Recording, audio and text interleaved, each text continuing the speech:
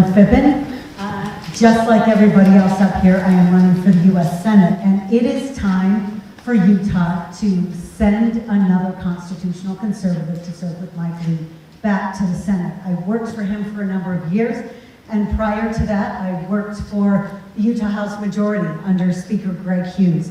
I have worked extensively on policy issues at the state level and at the federal level with more experience and expertise on those issues through a constitutional lens than anybody else in this race. And I will tell you, before that, I spent 20 years home raising my 5 amazing boys.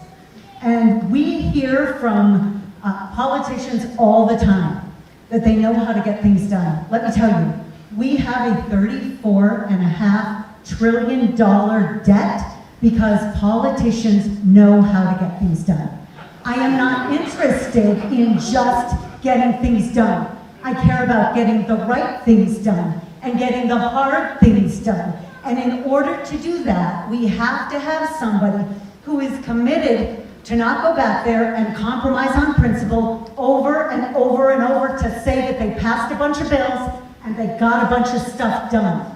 We need people who will fight the difficult fights, who recognize the time that we are in and the difficulty that the coming years will bring for every one of us, whether we choose to actually address these issues or not. The only question that we have as a country is whether we will make those decisions now or whether we will be forced to make these decisions later. I much prefer to put aside all of the silly fluff and all of the compromise on principle that our politicians have spent at least the past 40 years doing, which, by the way, has worked out really well for them and hasn't worked out so well for the American people.